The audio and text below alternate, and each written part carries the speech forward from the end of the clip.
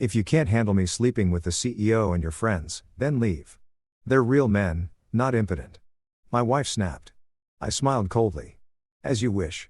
The next morning, my 3 friends, my wife and her CEO, landed in the ER with matching symptoms. Then the doctor entered the room. Guys, this is hard to say. But you know what's funny about loyalty? It's like buying insurance for a house that's already burning down. You keep paying premiums, thinking you're protected, while the flames are literally licking at your ankles. My name is Michael Harland, and at 36 years old, I'd spent the better part of my adult life believing that loyalty was the golden ticket to a decent existence. Turns out I was about as wrong as a GPS trying to navigate the Bermuda Triangle. For 8 years, I'd been working sanitation for the city of Chicago. Yeah, I know what you're thinking. Glamorous, right? Nothing says living the dream like emptying trash cans at 5 a.m. while dodging used condoms and half-eaten pizza slices that probably violated several health codes. But here's the kicker that nobody knew, not even my wife. While I was collecting garbage by day, I was quietly building a crypto fortune that would make most Wall Street brothers weep into their overpriced lattes. See, back in 2015, when Bitcoin was cheaper than a decent bottle of wine, I started throwing every spare dollar I could scrape together into various cryptocurrencies. While everyone else was laughing at digital monopoly money, I was studying charts, reading white papers, and basically becoming a financial ninja in my spare time. The beauty of being invisible, which, let's face it, is exactly what you become when you're wearing a city sanitation uniform, is that nobody pays attention to what you're doing with your money. They just assume you don't have any. By 2023, my portfolio was sitting pretty at around $4 million. Not bad for a guy whose job title officially read, waste management technician, huh? But did I go around bragging about it? Did I buy a Ferrari and start acting like some crypto bro douchebag? Hell no. I kept my mouth shut, drove my beat-up Honda Civic, and continued living like a normal human being. Because that's what loyal people do. They don't rock the boat. They don't show off. And they sure as hell don't make their partners feel insecure about money. Which brings me to my wife, Celeste. Beautiful, ambitious, and with the emotional depth of a puddle in the Sahara Desert. We'd been married for 6 years, and for most of that time I genuinely believed we were building something together. She was working on her influencer career because apparently having opinions about skincare routines and posting thirst traps disguised as lifestyle content is a legitimate profession now. While I provided the steady income and emotional support. Classic arrangement, right? The dependable husband holding down the fort while the wife chases her dreams. Except somewhere along the way, chasing dreams became chasing other men's dicks. And apparently, I was too stupid to notice. Or maybe I was just too damn loyal to want to see it. The breaking point came on a Tuesday night in March. I remember it was Tuesday because that's trash pickup day in our neighborhood, and I'd just gotten home from a particularly brutal shift involving what I can only describe as a crime scene disguised as a dumpster behind a seafood restaurant. I was tired. I smelled like low tide mixed with regret. And all I wanted was a shower and maybe some leftover Chinese food. Instead, I walked into what felt like an episode of Jerry Springer directed by Satan himself. Celeste was sitting at our kitchen table, phone in hand, looking like she'd just won the lottery and simultaneously discovered the cure for cancer. That should have been my first red flag. Nobody looks that pleased with themselves unless they're about to drop a bomb that would make Hiroshima look like a firecracker. "We need to talk," she said, which in married couple speak translates to, "You're about to get emotionally waterboarded. So, buckle up, buttercup." I sat down across from her, still in my work clothes, probably leaving a faint aroma of garbage and broken dreams in my wake. "What's up, babe?" She looked me dead in the eye. And I mean dead, like she was staring at a particularly disappointing piece of roadkill, and delivered the line that would change everything. "If you can't handle me sleeping with the CEO and your friends, then leave. They're real men, not impotent." Now, let me pause here for a second to address that last part. Impotent. Really? That was her big finishing move. I mean, if you're going to gut a man like a fish, at least be creative about it. Impotent is what middle schoolers use when they run out of actually hurtful things to say. But the real kicker wasn't the insult itself. It was the casual way she dropped the bomb about sleeping with multiple people I trusted. The CEO, my friends, plural, as in more than one. For about 30 seconds, I just sat there processing this information like a computer trying to run Crisis on Windows 95. Part of me wanted to ask for clarification. Which friends exactly? How long had this been going on? Did they have a group chat where they compared notes about my performance in bed? But another part of me, the part that had been quietly building a crypto empire while taking out the trash, recognized this moment for what it really was, an opportunity. See, here's what Celeste didn't understand about loyalty. It's not weakness. It's not being a pushover or a doormat or whatever other furniture-based metaphor she probably used when talking about me to her new boyfriends. Loyalty is strategic patience. It's gathering information, building resources, and waiting for exactly the right moment to make your move. And brother, she had just given me that moment on a silver platter. Instead of yelling, instead of crying, instead of doing any of the dramatics she was probably expecting, I smiled. Not a happy smile. More like the kind of smile you'd see on a shark right before it turns a surfer into an all-you-can-eat buffet. As you wish, I said, standing up from the table with the kind of calm that probably should have terrified her. But Celeste was too busy basking in what she thought was her moment of triumph to notice that she'd just declared war on someone who'd spent years learning how to be invisible, patient, and ruthlessly efficient. That night, while she was probably texting her new boyfriends about how she'd finally gotten rid of the dead weight, I sat in my home office and began making lists. Not angry. Emotional lists. Methodical military precision lists. Names, addresses, schedules, weaknesses, financial situations, social media accounts, business relationships. My military training from my 20s started whispering in the back of my head like an old friend offering advice, surveillance, documentation, patience, strategy. Celeste thought she was getting rid of a weak, impotent husband. What she'd actually done was unleash someone who'd spent years quietly learning how to wage war in the shadows. And the best part, she had absolutely no idea what was coming. You know that feeling when you're watching a horror movie and the main character decides to investigate the creepy noise in the basement? That moment where you're screaming at the screen? Don't go down there, you absolute well. Turns out I was living in my own personal horror flick. Except instead of a basement full of demons, I had a life full of backstabbing who had stupidly considered family. It wasn't just Celeste. Oh no, that would have been too simple, too clean. Like finding out your dentist has been overcharging you versus discovering your entire medical team has been harvesting your organs while you sleep. The betrayal ran deeper than a Kardashian's fake tan, and it involved pretty much every person I trusted over the past decade. Let me paint you a picture of my personal Judas collection. Starting with Dean Matthews. This guy was supposed to be my brother from another mother. The kind of friend you call when you need help moving a couch or hiding a body. Not that I'd ever actually hidden a body, but you get the metaphor. Dean owned CrossFit Revolution downtown. One of those places where people pay obscene amounts of money to lift heavy things and then post about it on Instagram like they've just discovered fire. I'd met Dean 6 years ago when I was going through what I now recognize as a midlife crisis disguised as a fitness journey. You know the drill. 30-year-old man suddenly realizes he's shaped like a deflated balloon animal and decides to do something about it. Dean was the trainer who helped me transform from guy who gets winded walking upstairs to guy who can actually see his own feet without a mirror. We bonded over shared workouts, weekend barbecues, and what I thought was genuine friendship. Turns out Dean's definition of brotherhood included screwing my wife behind my back while I was out collecting garbage to pay for the gym membership that was keeping me in shape for her enjoyment. The irony was so thick you could cut it with a protein shake. Then there was Tyler Morrison, my crypto trading buddy who I'd helped get started in the digital currency game back when he thought blockchain was something you used to secure a bicycle. This dude owed me everything, and I mean everything. When he was living in his mom's basement, subsisting on ramen noodles and false hope, I was the one who walked him through his first Bitcoin purchase. I shared my research, my strategies, my hard-earned knowledge about market patterns and trading psychology. Fast forward to 2023 and Tyler was pulling in 6 figures a year trading crypto. Living in a downtown loft that probably cost more per month than most people's annual salary. He'd transformed from basement-dwelling neckbeard to slick financial wizard complete with the kind of designer wardrobe that screams I have more money than sense. And how did he thank me for jumpstarting his entire career? By joining my wife's little harem, while probably using profits from strategies I taught him to buy her expensive gifts. The third musketeer in this circus of betrayal was Malik Rodriguez, a real estate hustler who I'd literally saved from financial ruin 3 years ago. Malik was the kind of guy who could sell ice to Eskimos and somehow make them feel grateful for the privilege.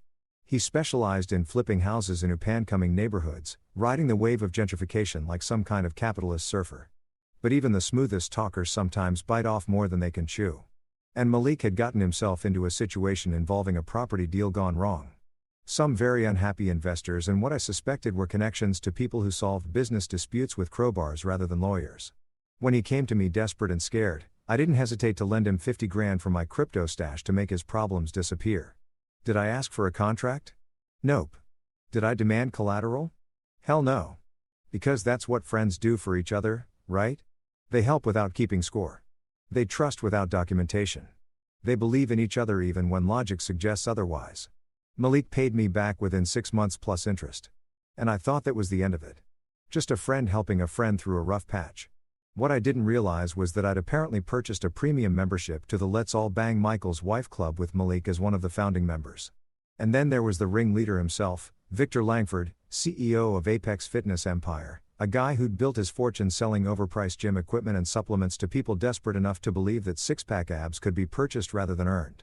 Victor was the kind of man who wore suits that cost more than most people's cars. Drove a Lamborghini like it was a civic duty and treated women like collectible trading cards. He was also Celeste's boss. Technically speaking, she'd started working for Apex as a brand ambassador, which as far as I could tell involved posting workout videos and sports bras that could double as dental floss and attending company events where she smiled pretty for investors. It was supposed to be her big break into the influencer world.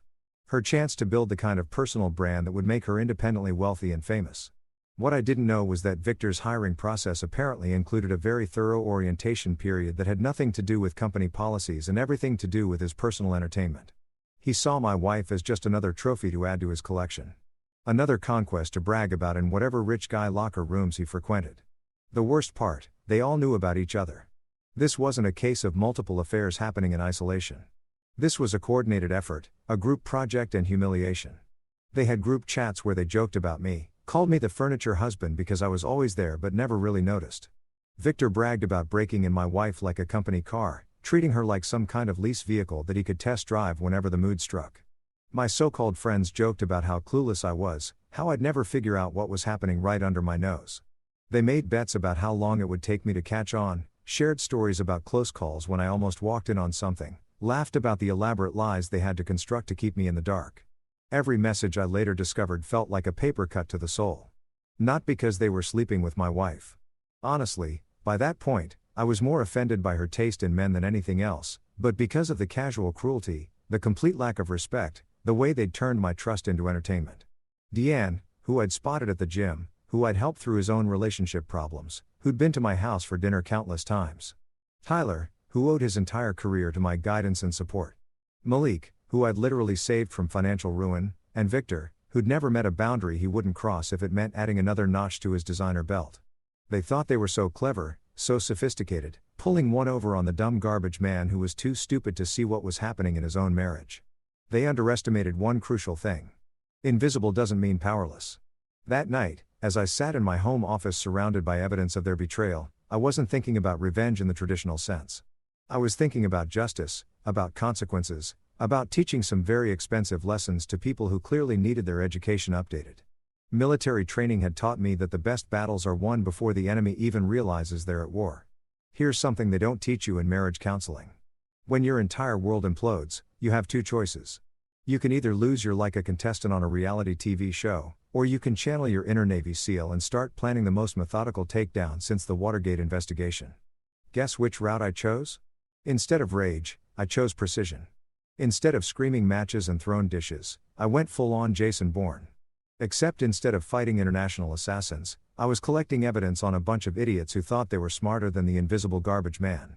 My military training, which had been gathering dust in the back of my brain like an old exercise bike, suddenly came roaring back to life with the clarity of a church bell. The Army had taught me 3 fundamental principles that applied perfectly to civilian warfare. Surveil, document, wait. It's like the holy trinity of revenge, except instead of salvation, you get the sweet satisfaction of watching your enemies destroy themselves with their own stupidity. First step, surveillance. Now, when most people think surveillance, they picture some guy in a van with binoculars and a thermos full of cold coffee. But modern surveillance is way more sophisticated and infinitely more satisfying. We live in the golden age of digital stupidity, where people document their own crimes and post them on social media like they're applying for awards in the worst human being category. I started with their phones, not hacking. I'm not some basement-dwelling cybercriminal. I'm talking about good old-fashioned social engineering mixed with the kind of access you get when people trust you enough to leave their devices lying around. Amazing how much incriminating evidence people keep on devices they think are private, especially when those people are arrogant enough to believe they're untouchable. Dean was the easiest target because the guy's password security was about as strong as wet toilet paper. His gym required members to connect to the Wi-Fi. And since I'd helped him set up the network originally, I knew exactly how to monitor traffic. Every text, every photo, every late-night video call with my wife. All of it flowing through systems I had legitimate access to maintain. Tyler was trickier because crypto traders tend to be more paranoid about digital security. But paranoia doesn't help when you're stupid enough to use the same coffee shop Wi-Fi every morning to check your personal accounts. 3 weeks of patient observation and I had enough screenshots to make a coffee table book titled How to Destroy Your Life in 140 Characters or Less. Malik was practically handing me evidence on a silver platter.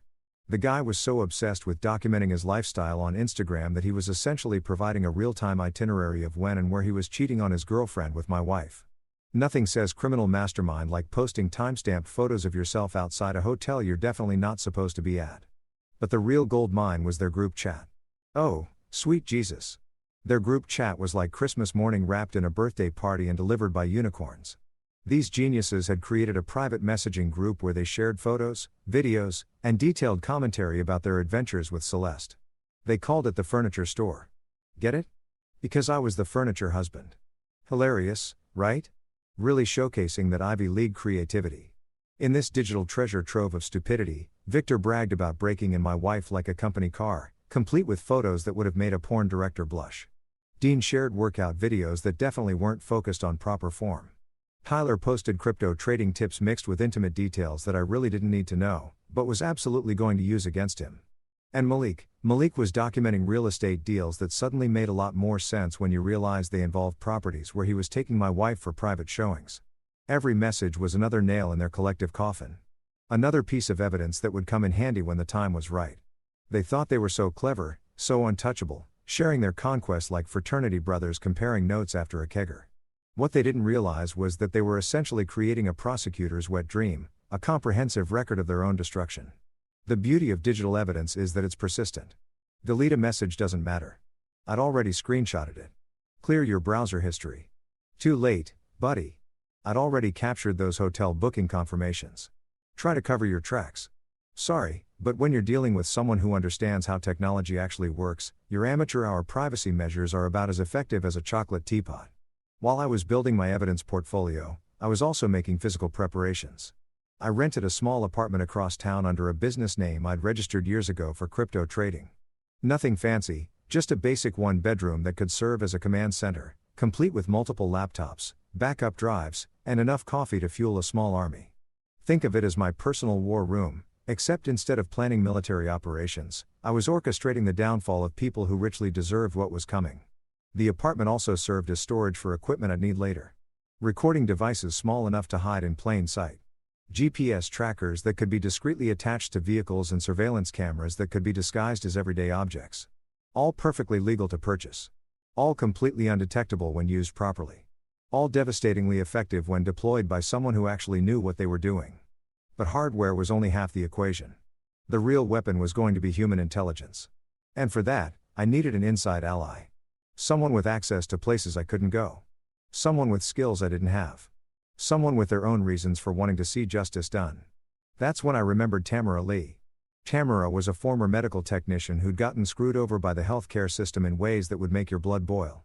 She'd been working at Chicago General pulling night shifts and saving lives when budget cuts and administrative politics had forced her out of a career she trained years for. Now, she was working at a coffee shop downtown serving overpriced lattes to people who made more in a day than she used to make in a month. But here's the thing about Tamara. She owed me a favor, a big one.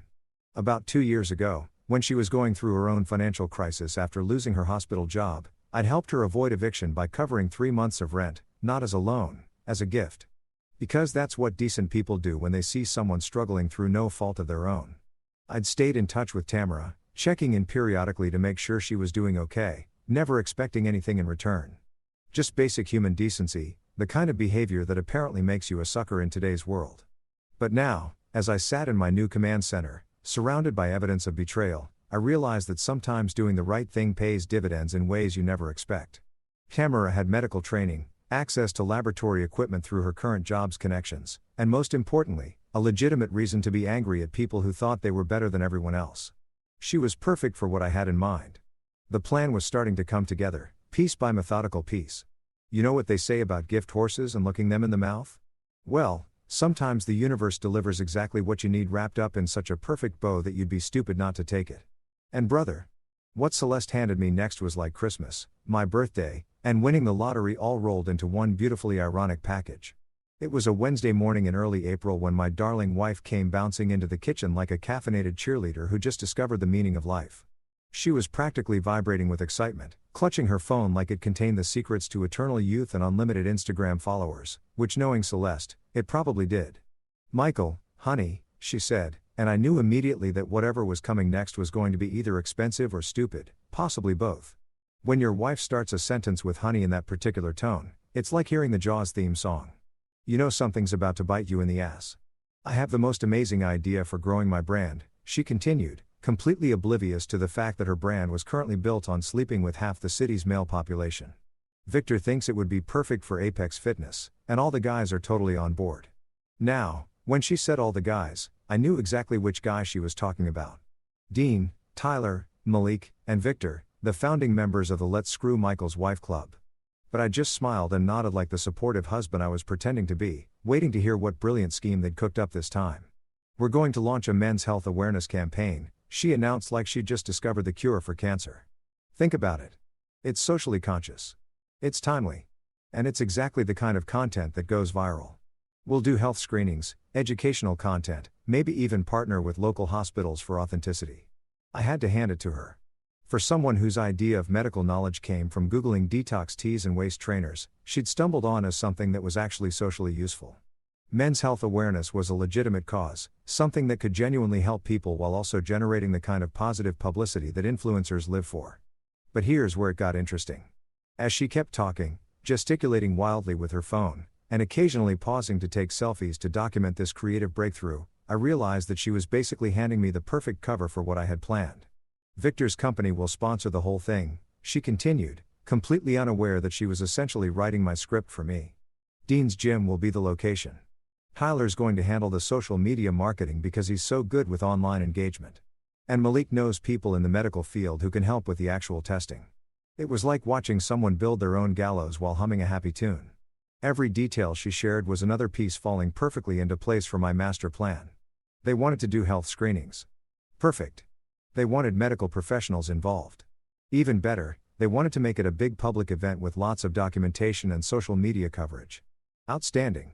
But the real cherry on top came when Celeste added, "And of course, I'll be participating, too.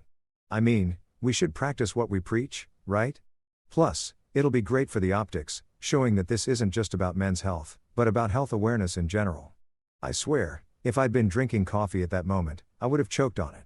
Not from surprise, but from trying not to laugh out loud.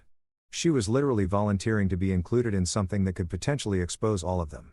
And she thought it was a marketing strategy. "That sounds amazing, babe," I said, putting on my best supportive husband voice. "Really innovative. I'm proud of you for thinking of something so meaningful." And I genuinely was proud in a twisted sort of way. She'd managed to create the perfect scenario for her own downfall without even realizing it. It was like watching someone enthusiastically dig their own grave while live streaming the process for their followers. Over the next few days, I watched as the whole group threw themselves into planning this campaign with the kind of enthusiasm usually reserved for cult activities or pyramid schemes. Dean was excited about showcasing his gym as a health-focused community space. Tyler was already designing social media graphics and planning influencer outreach. Malik was leveraging his real estate connections to find medical professionals who might want to participate. And Victor was just basking in the glow of what he thought would be another publicity win for Apex Fitness. Meanwhile, I was having daily conversations with Tamara, fine-tuning the details of how we could turn their awareness campaign into something far more educational than they'd bargained for. Tamara still had connections in the medical field, people who owed her favors or respected her enough to help with what she thought was a legitimate health initiative. "The beauty of it," Tamara said during one of our planning sessions at her coffee shop, "is that we'll be conducting real tests using real equipment. Everything will be completely legitimate from a medical standpoint. We're just going to be very creative about how we interpret and present the results. See, here's something most people don't understand about medical testing. It's all about context and presentation. The same test results can tell very different stories depending on how they're framed, what additional factors are considered, and how the information is communicated to the patient. A skilled medical professional can take perfectly normal results and present them in a way that would make a hypochondriac reach for their emergency Xanax. Not that we were planning to fake anything. That would be illegal, unethical, and completely unnecessary. What we were planning was far more elegant. We were going to give them exactly what they asked for, just with a few additional layers of complexity that they weren't expecting. The Men's Health Awareness campaign was scheduled for the first week of May, giving us about 3 weeks to prepare, 3 weeks to set up equipment, coordinate with medical professionals, and make sure every single detail was perfect. Because when you're dealing with people who think they're smarter than everyone else, you don't get second chances. During those 3 weeks, I watched my wife and her boy toys planning their event with the kind of naive enthusiasm that would have been adorable if it weren't so misguided. They created promotional materials, reached out to local media, and even managed to get some legitimate health organizations to endorse the campaign. They thought they were building something meaningful, something that would enhance their reputations and advance their careers. What they were actually doing was constructing the stage for their own very public humiliation. And the best part, they were doing all the work themselves. I just had to sit back, smile supportively, and make sure everything went exactly according to plan. The irony was so perfect, it was almost artistic. If you've ever been to a high school reunion, you know that special kind of energy that fills the air when people are trying way too hard to impress each other. Now imagine that same energy, but instead of "look how successful I am 20 years later," it's "look how healthy and socially conscious I am while secretly screwing my friend's wife." That was the vibe at CrossFit Revolution on the morning of May 6th, the day that would go down in my personal history as the day everything went according to plan. The gym had been transformed into what looked like a legitimate medical facility crossed with a social media content creator's wet dream. Tamara and her team had set up testing stations that would have made a real hospital jealous. Blood pressure monitors, portable blood testing equipment, body composition analyzers, and enough medical-looking machinery to convince anyone that this was the real deal, which technically it was. We weren't cutting any corners on the actual medical side of things. We were just being very creative about what we planned to do with the results. Dean arrived first because of course he did. The man couldn't resist being the center of attention at his own gym, strutting around in shorts that were probably more expensive than most people's rent, flexing for anyone with a camera or pulse. He'd spent the better part of the previous week promoting the event on social media, posting shirtless workout videos with captions about taking charge of your health and being a real man means getting tested. The irony was so thick you could have used it as protein powder. "Bro, this is going to be epic," he kept saying to anyone who would listen, flexing his biceps every few words like he had some kind of neurological condition that required constant muscle contractions. "We're really making a difference here, you know, changing lives, raising awareness, being leaders in the community." Yeah, Dean. Real leaders. The kind who sleep with their friends' wives while preaching about integrity and brotherhood. Tyler showed up about 20 minutes later looking like he'd stepped out of a crypto trading magazine.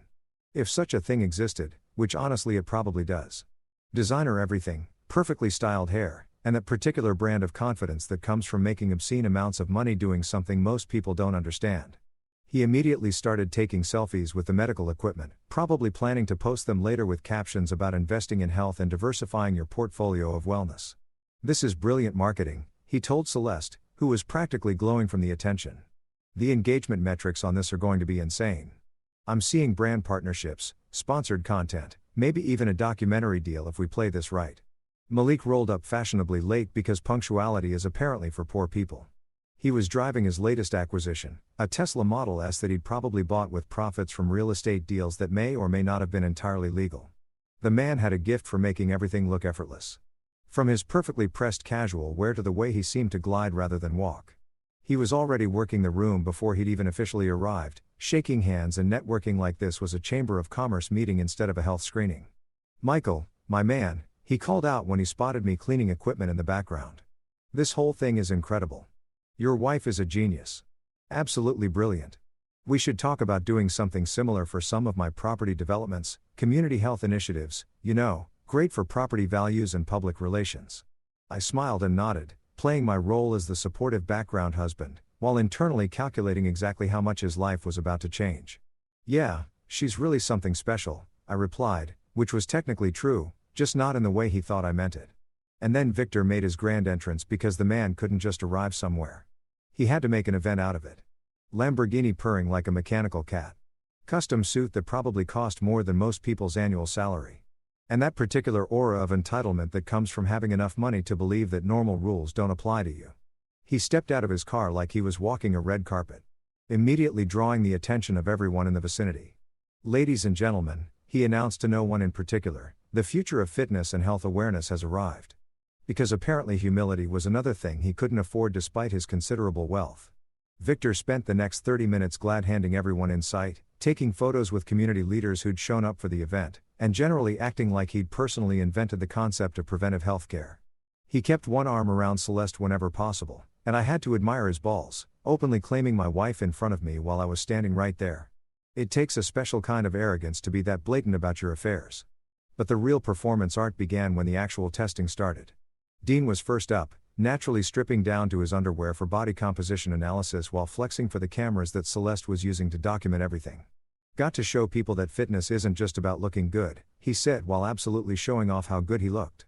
"It's about being healthy inside and out." Tyler was next, joking with the medical technicians about how his high-stress trading lifestyle probably meant he needed to pay extra attention to his cardiovascular health.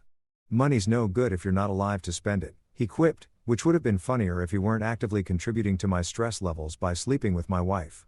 Malik treated his screening like a business networking opportunity, chatting up everyone in scrubs about potential real estate investments in the medical field. "Healthcare real estate is the future," he kept saying. "Always going to be demand, always going to be profits. It's recession-proof." And Victor turned his entire screening into a photo opportunity, making sure every angle was captured for future marketing materials. "This is what leadership looks like," he announced to Celeste camera. "A CEO who doesn't just talk about employee wellness, but demonstrates it personally." Meanwhile, I moved through the background like a ghost, wiping down equipment, restocking supplies, and making sure everything ran smoothly. The invisible man doing invisible work while the stars of the show pined and posed for their audience. No one paid attention to the janitor, making sure their precious event didn't fall apart, which was exactly how I wanted it.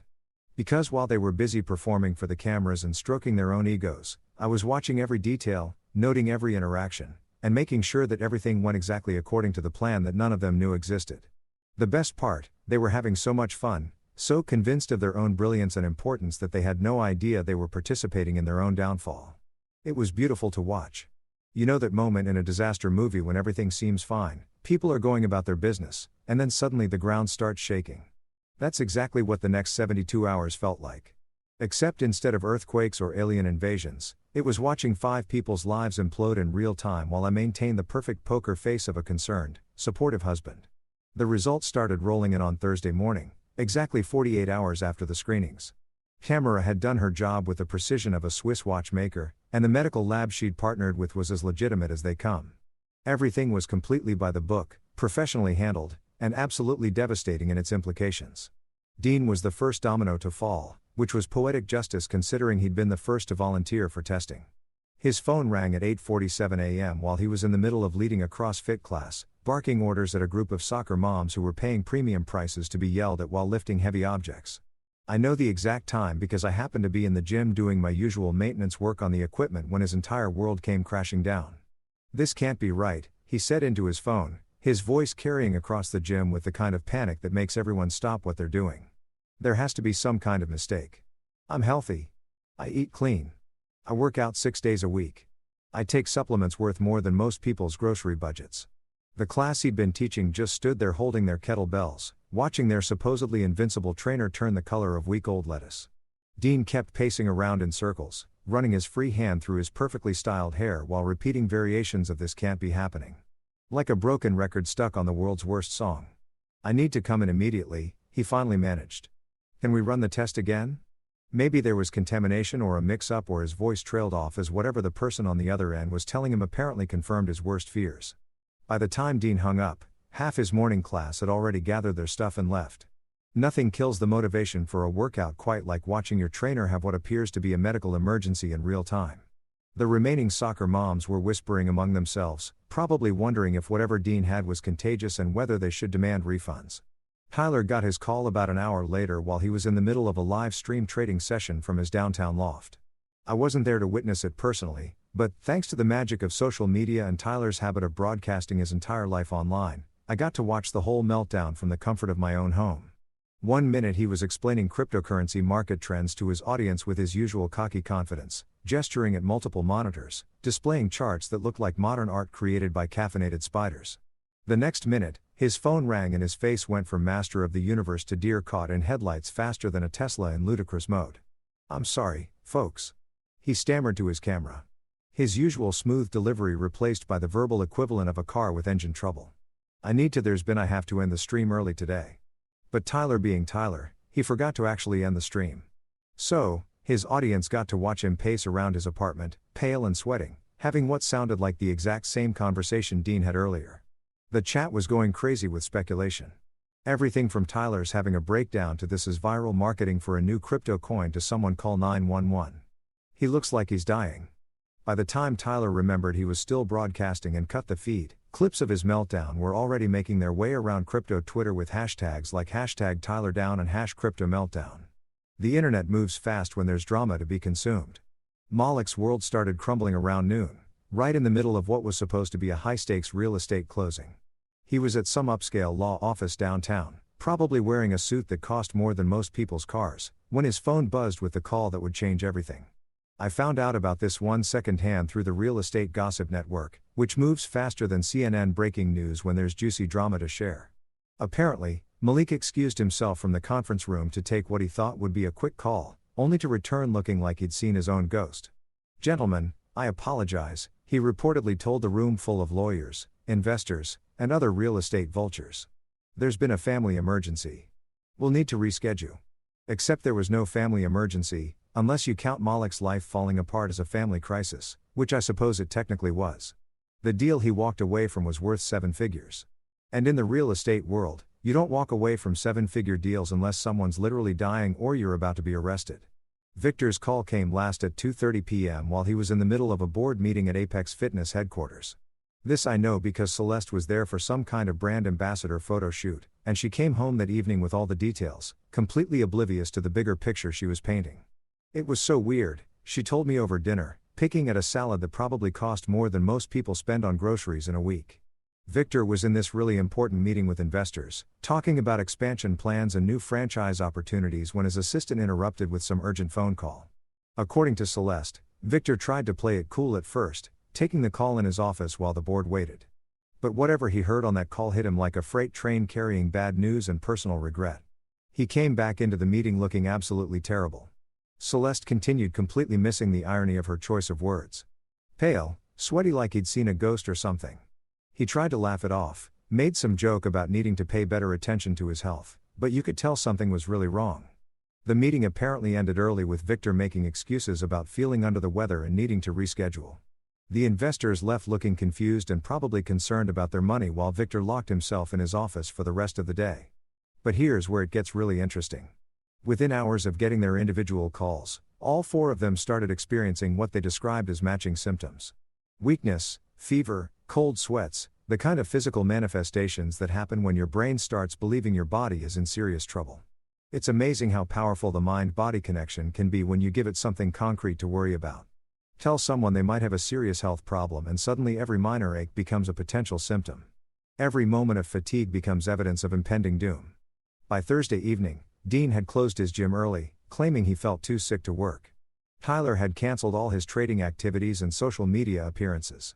Malik had postponed 3 property showings and a networking event, and Victor had delegated all his meetings to subordinates while he dealt with a personal health matter. The beautiful part was watching them try to reach each other, probably wanting to compare notes or seek reassurance while simultaneously being too proud or scared to admit what was happening. It was like watching a game of telephone played by people who were all too terrified to actually pick up the phone. And through it all, I maintained my role as the concerned, supportive husband, offering to help Celeste deal with the stress of seeing her friends and business associates going through health scares. The dominoes were falling exactly as planned. There's something deeply satisfying about hospital waiting rooms when you're not the one waiting for bad news. It's like watching a really intense drama unfold in real time. Except instead of Netflix, you're getting front row seats to karma finally cashing some overdue checks. And brother, Friday afternoon at Stark Memorial Hospital was better than any streaming service could ever hope to be. By noon, all 5 of them had collapsed under what their panicked minds had convinced them were life-threatening symptoms. It started with Dean, who'd apparently fainted during what was supposed to be a private training session with one of his wealthier clients. Nothing says professional fitness expert quite like face-planting in front of someone who pays you $300 an hour to tell them how to lift things properly. Tyler was next, collapsing in his downtown loft while frantically Googling his symptoms and probably wondering if his crypto portfolio would survive without him. His neighbor found him hyperventilating on his balcony, convinced he was having some kind of cardiac event. The irony of a guy who spent his days analyzing market volatility, being completely unable to handle his own personal crash, was not lost on me. Malik's breakdown happened at a Starbucks of all places, which seemed fitting for someone whose entire personality was built around overpriced lifestyle choices. He'd been meeting with a potential client about some high-end property development when he suddenly turned gray and started sweating like he was in a sauna. The client probably thought it was the worst sales pitch in real estate history. Victor, being Victor, managed to make even his collapse dramatic. He was in his office at Apex Fitness, probably staring at himself in one of the many mirrors he'd installed to fuel his narcissism, when he decided he needed immediate medical attention. Instead of calling 911 like a normal person, he had his assistant arrange for a private ambulance because even medical emergencies needed to maintain his image of wealth and importance. And Celeste, my darling wife, had worked herself into such a state of sympathetic panic watching her boy toys fall apart that she convinced herself she was experiencing symptoms too. "I feel feverish," she kept telling me despite the thermometer showing a perfectly normal temperature and weak, and my heart's racing. What if we all caught something at the health screening? What if the equipment wasn't properly sterilized? I played my role perfectly. The concerned husband driving his worried wife to the hospital to get checked out just to be safe. Because that's what supportive spouses do, right? They drop everything to rush their partners to medical facilities when they're convinced they're dying from mysterious illnesses. The emergency room at Stark Memorial was like a reunion from hell when we arrived. Dean was already there sitting in a wheelchair looking like he'd aged 10 years in 2 days. Tyler was pacing back and forth, still pale, but animated enough to be scrolling through his phone, probably checking crypto prices out of habit. Malik was slumped in a corner chair, having what appeared to be a very heated phone conversation with someone about rescheduling his entire week. And Victor was holding court in the middle of the waiting area, talking loudly to anyone who would listen about how he needed the best doctors available and how money was no object when it came to his health. Because even in a hospital gown, the man couldn't resist trying to establish his superiority over everyone around him. The sight should have broken me. These were people I'd trusted, people I'd considered family, people who'd been part of my life for years. Seeing them scared and vulnerable should have triggered some kind of sympathy response, some residual affection from the relationships we'd once had. Instead, it steadied me like a shot of premium whiskey on a cold day. They looked at each other with a mixture of fear and confusion, probably wondering if this was some kind of cosmic coincidence or if they'd all been exposed to something during the health screening. None of them seemed to suspect that their mysterious illness might be connected to their shared hobby of screwing the same man's wife. The really beautiful part was watching them try to avoid making eye contact with me. Dean kept looking at his shoes like they contained the secrets of the universe. Tyler was suddenly fascinated by whatever was happening on his phone screen. Malik had developed an intense interest in the motivational posters on the hospital walls, and Victor kept checking his expensive watch as if time itself could rescue him from this situation. Only Celeste seemed genuinely confused about why everyone was acting so weird. "Why is everyone being so quiet?" she whispered to me, apparently oblivious to the elephant herd that had taken up residence in the waiting room. "We're all here because we're worried about our health. Shouldn't we be supporting each other? Supporting each other, right? Because nothing says mutual support quite like a group of men who've been secretly coordinating their affairs with the same woman while mocking her husband in group chats." The tension in that waiting room was thicker than the plot of a soap opera written by someone on a 3-day caffeine bender. You could practically see the guilt radiating off them like heat waves, mixing with their genuine fear about what the doctors were going to tell them. Dr. Patricia Harrison arrived about 20 minutes later, looking like the kind of medical professional who'd seen every possible form of human stupidity and wasn't impressed by any of it.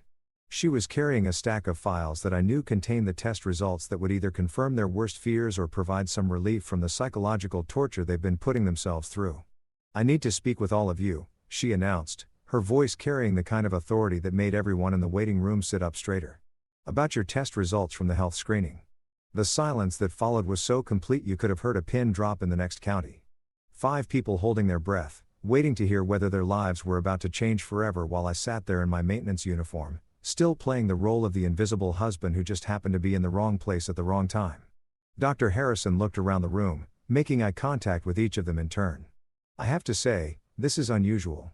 In 20 years of practicing medicine, I've never seen results quite like these from a group screening." Dean's hands were shaking. Tyler had gone completely pale. Malik was gripping the arms of his chair like he was trying to prevent himself from floating away. Victor was trying to maintain his usual confident demeanor, but I could see the cracks forming in his facade. And Celeste. She reached over and grabbed my hand, seeking comfort from the husband she'd been betraying for months, completely unaware that I was the architect of this entire situation. Guys, Dr. Harrison continued, her voice taking on the kind of serious tone that medical professionals use when they're about to deliver news that will change everything. This is hard to say, but your results are serious. We need to contact all your partners immediately. The silence that followed was louder than thunder, more deafening than a rock concert, more complete than the vacuum of space. It was the sound of 5 people realizing that their secret world of betrayal and deception was about to become very, very public. None of them dared look at me. You know how they say revenge is a dish best served cold? Well, I discovered that public humiliation is like a 5-course meal served at absolute zero. And I was about to become the chef of the century. The hospital revelation was just the appetizer. The real feast was about to begin, and every single course was going to be more devastating than the last. See, here's the thing about living in the digital age. Privacy is basically a myth, especially when you're dealing with people whose entire identities are built around their public image. These idiots had spent years crafting their online personas, building their brands, cultivating their reputations like precious little gardens of narcissism, which meant they had a lot further to fall when gravity finally decided to do its job. The beauty of my plan wasn't that I had to destroy them. They'd done most of the heavy lifting themselves with their group chats, their documented affairs, and their complete lack of discretion. All I had to do was give their existing stupidity a little push toward the spotlight and let human nature handle the rest. Phase 1 started with health blogs. Nothing gets people's attention quite like the suggestion that there might be a possible outbreak brewing, especially when it involves recognizable local figures. I didn't have to lie or exaggerate. I just had to plant the seeds and let people's imaginations run wild with the possibilities. I started with fitchicago.com, a popular local wellness blog that covered everything from new gym openings to nutrition trends. An anonymous tip about concerning health screening results from a recent awareness campaign was all it took to get their attention. Within hours, they'd published a carefully worded article about potential health concerns arising from a local fitness event, complete with enough vague details to make people start connecting dots. The article didn't name names. They were too smart for that. But it included enough specifics about the screening location, the timing, and the prominent local fitness personalities involved that anyone with half a brain could figure out who they were talking about. It was like a puzzle that solved itself. And the internet loves nothing more than a good mystery that makes them feel clever for solving it. From there, the whispers spread through Chicago's interconnected social media ecosystem like wildfire in a dry forest. Fitness influencers started sharing the article with cryptic captions about being careful who you trust and the importance of regular testing. Local gossip accounts picked up the thread, adding their own speculation about which prominent figures might be involved. Dean's gym empire started crumbling first, which made sense considering his entire business model was built around people trusting him with their physical well-being. When you're in the fitness industry, any suggestion of health problems is basically professional suicide. His morning classes went from packed to empty overnight, with members suddenly discovering urgent reasons why they needed to cancel their memberships. The cancellations started trickling in on Saturday, then became a flood by Monday. His premium personal training clients, the ones paying $300 an hour for the privilege of being yelled at by someone with perfect abs, were suddenly too busy to schedule sessions. Corporate wellness contracts that had taken months to negotiate were being reviewed by legal departments who'd gotten nervous about liability issues. By Wednesday, CrossFit Revolution looked like a ghost town with expensive equipment. Dean was hemorrhaging money faster than a hedge fund during a market crash. Watching his carefully built fitness empire dissolve because people were suddenly very concerned about what they might catch at his gym. Tyler's crypto empire faced a different kind of collapse. But it was equally spectacular. In the trading world, confidence is everything. And confidence is exactly what Tyler lost when his clients started questioning whether they wanted their financial advisor to be someone who might be dealing with mysterious health issues. Because if you can't manage your own physical well-being, how can you be trusted to manage other people's money? His live streaming audience started dropping off as rumors circulated about his erratic behavior and concerning health problems. Crypto Twitter, which had once hung on his every market prediction, suddenly found his analysis less compelling when it was coming from someone who might be facing serious medical issues. Investment clients began pulling their funds, citing concerns about advisor stability and risk management protocols. The beautiful irony was that Tyler's own obsession with documenting his life on social media had provided all the evidence people needed to fuel the speculation. Screenshots of his panicked live stream meltdown were circulating with captions like "This you bro, and maybe stick to trading medical stocks instead." Malik's real estate empire faced the most brutal collapse because his entire business was built on personal relationships and trust. In real estate, your reputation is your currency. And Malik's reputation was getting shredded faster than documents at Enron headquarters. Property developers who'd once competed for his attention were suddenly taking his calls less frequently. Potential buyers started choosing different agents, citing concerns about recent developments and wanting to work with someone more stable. The seven-figure deal he'd walked away from, word had gotten out about that, and in the real estate world, walking away from major deals without explanation is the kind of behavior that makes people question your judgment, your finances, and your overall stability. Other agents started circulating stories about Malik's unprofessional behavior and questionable decision-making. His carefully cultivated image as the smooth-talking, always successful property mogul was being replaced by whispers about health problems, poor judgment, and possible financial difficulties. In an industry where perception is reality, Malik was watching his entire career circle the drain in real time. But Victor faced the most spectacular destruction because he had the furthest to fall. Apex Fitness wasn't just his company. It was a publicly traded corporation with shareholders, board members, and investors who got very nervous when their CEO became the subject of health-related speculation. The stock price started dropping on Tuesday when the first health blog articles appeared. By Thursday, financial news outlets were reporting on uncertainty surrounding Apex Fitness leadership and investor concerns about executive health disclosures. The company's social media accounts, which had once featured Victor prominently in their marketing, suddenly seemed to be scrubbing his image from their content. Board members were asking uncomfortable questions about whether Victor had disclosed any health issues that might affect his ability to lead the company. Investors were wondering if they should be concerned about the long-term stability of their investment. Corporate partners were reviewing their relationships with Apex Fitness, using the kind of corporate speak that translates to, "We're looking for reasons to distance ourselves from this potential disaster." And then there was Ashley North, Celeste's biggest rival in the influencer world, who smelled blood in the water and moved in for the kill with the precision of a social media shark. Ashley had been waiting for years for an opportunity to take down her competition. And the health screening scandal was like Christmas morning wrapped in a birthday present and delivered by unicorns. Her exposed video titled "Fake Influencer, Fake Authenticity, The Truth About Celeste Harland," was a masterpiece of social media destruction. 23 minutes of carefully researched content that connected all the dots between the health screening, the mysterious illness, and what Ashley had somehow discovered about Celeste's relationship with multiple prominent local figures. The video went viral faster than a pandemic, racking up hundreds of thousands of views in the first 24 hours. Comment sections exploded with speculation, screenshots, and the kind of gleeful destruction that only the internet can provide. Brands that had once competed for Celeste's endorsement were suddenly sending termination emails, citing brand safety concerns in alignment with company values. Her follower count plummeted as people unfollowed in droves. Many leaving comments about being disgusted and betrayed by someone they trusted for lifestyle advice.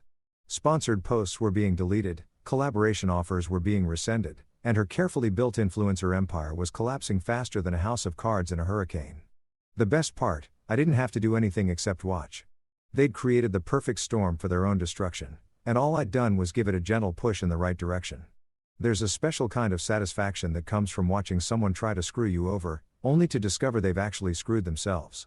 It's like watching a magician attempt a disappearing act and accidentally making their own career vanish instead. And when Celeste walked into that divorce attorney's office thinking she was about to pull the con of the century, she had no idea she was actually stepping into a trap I'd been building for years. The divorce papers arrived on a Tuesday morning in late May, delivered by some kid who probably made minimum wage plus mileage to ruin people's days professionally. Celeste had been staying at her sister's place since the whole health screening scandal exploded, probably plotting what she thought would be her brilliant escape strategy. The papers were thick, official-looking, and absolutely dripping with the kind of legal arrogance that comes from lawyers who charge by the syllable. Her attorney was Marcus Webb, one of those sharks who advertises on late-night TV with commercials that basically say, "Going through a divorce? Let us help you destroy your spouse's life while we get rich." Webb had a reputation for being ruthless, expensive, and exactly the kind of guy you'd hire if you wanted to squeeze every possible penny out of a marriage before setting it on fire. The petition was a work of fiction that would have made Stephen King jealous. According to Celeste's version of our marriage, I was an emotionally distant husband who had failed to provide adequate financial support while she contributed significantly to the household through her successful business ventures. Her successful business ventures, right? Because posting thirst traps on Instagram while sleeping with half of Chicago's male population is apparently the modern equivalent of building a Fortune 500 company. But here's where it gets really entertaining. Celeste and her lawyer had done their homework, or at least they thought they had. They knew I worked for the city's sanitation department. They knew my official salary and they probably calculated exactly how much alimony they could squeeze out of me based on those numbers. What they didn't know was that their research was about as thorough as a middle school book report written 5 minutes before class. See, the beautiful thing about building wealth quietly is that when people think they know everything about your finances, they usually know absolutely nothing. Celeste had spent 6 years married to me without ever bothering to dig deeper than my paycheck stubs and W-2 forms. She had no idea about the crypto portfolio that had grown from a few thousand into something that would make most divorce attorneys weep tears of pure joy. But here's the kicker, and this is where years of strategic planning finally paid off. Every single one of those crypto investments predated our marriage. Every Bitcoin purchase, every Ethereum transaction, every altcoin gamble I'd made was documented with timestamps that showed I'd acquired them months or even years before Celeste. And I said, I do. In divorce law, there's this beautiful concept called separate property, assets that belong to one spouse individually rather than being part of the marital estate. And thanks to my obsessive record-keeping and conservative approach to financial planning, my crypto fortune was about as separate as property could get. The first hint that Celeste's grand plan might have some flaws came when I showed up to the initial divorce proceedings with Eva Darnell as my attorney. Eva wasn't just any lawyer. She was the lawyer, the kind of legal predator who made other divorce attorneys wake up in cold sweats. She'd built her reputation by dismantling the cases of overconfident spouses who thought they could outsmart the system. Eva was a woman who looked like she could have been a librarian, complete with sensible shoes and reading glasses, but fought like a cage fighter who'd been raised by wolves and trained by Navy SEALs.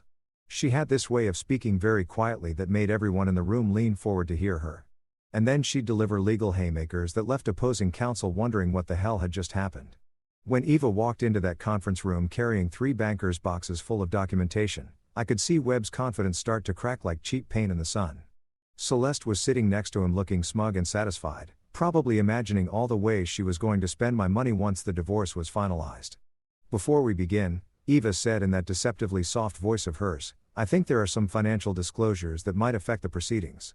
She opened the first box and started laying out documents like she was dealing cards in the world's most expensive poker game.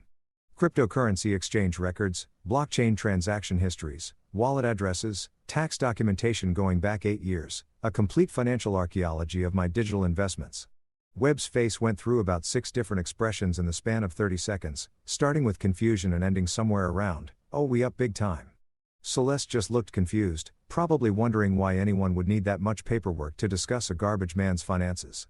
As you can see, Eva continued, still using that librarian voice that somehow made everything sound more ominous.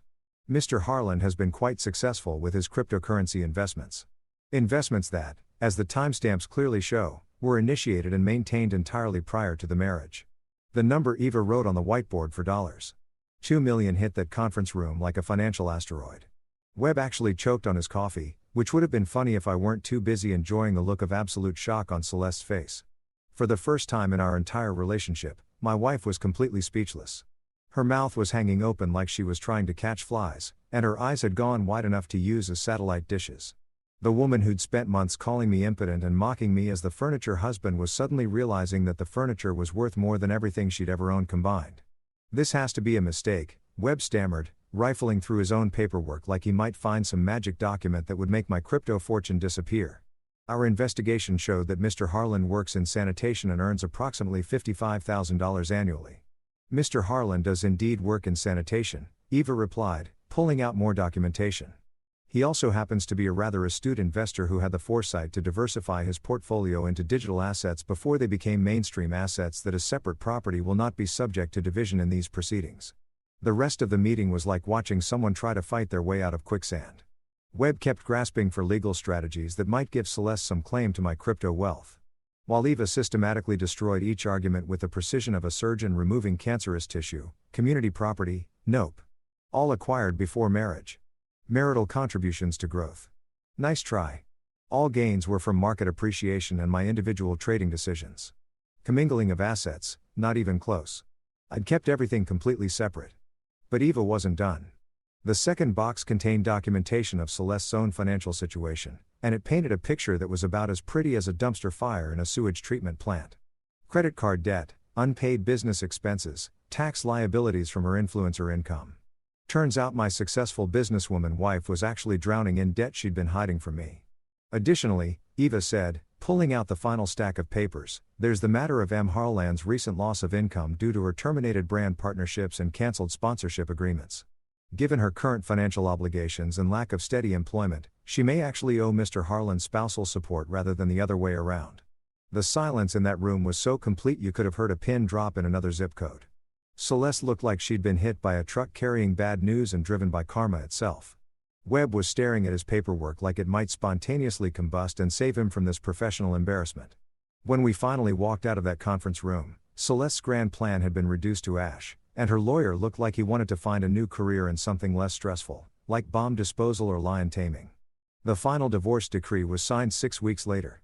Celeste walked away with exactly what she'd brought into the marriage, which as it turned out, was a whole lot of debt and a rapidly declining social media presence.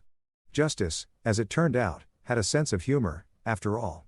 You know that feeling when you finally take off shoes that have been pinching your feet all day?